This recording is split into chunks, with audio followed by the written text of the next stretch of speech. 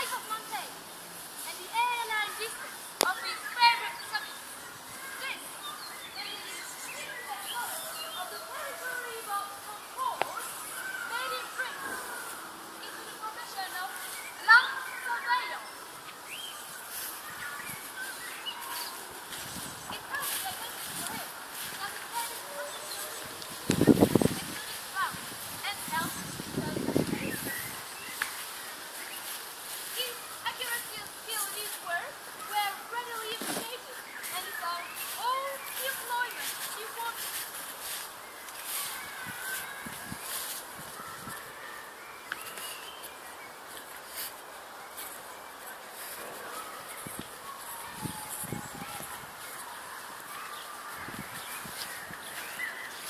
He was like no profession. He never married. He lived alone. He never went to church. He never voted, and refused to pay tax to the state. He ate no flesh, drank no wine, never knew the use of tobacco, and though on a pill, used neither trust nor gun. He chose wisely, no doubt, for himself to be bachelor of thought and nature.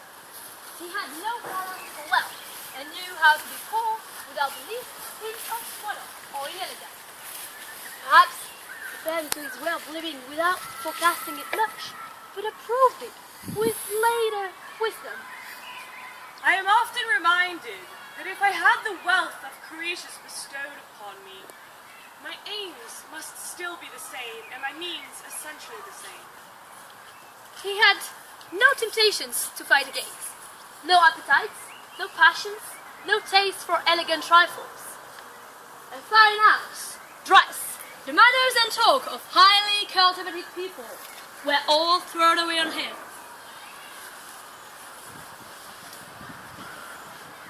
He declined invitations to dinner parties because each wasn't everyone's way, and he could not meet the individual to any purpose. They make their pride in making their dinner cost much. I make my pride in making my dinner cost little.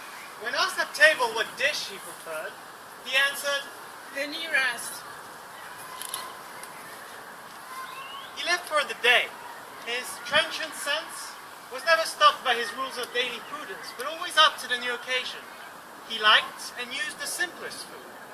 Yet when someone urged a vegetable diet, Thoreau thought all diets a very small matter, saying, The man who shoots the buffalo lives better than the man who boards at the Graham House. he did not like the taste of wine, and never had a vice in his life. I have a faint recollection of pleasure derived from smoking dried lily stems.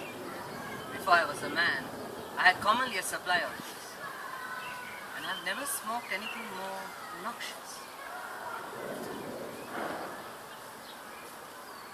He chose to be rich by making his wants few and supplying them himself. In his travels, he used a railroad only to cover so much country as was unimportant to the present purpose.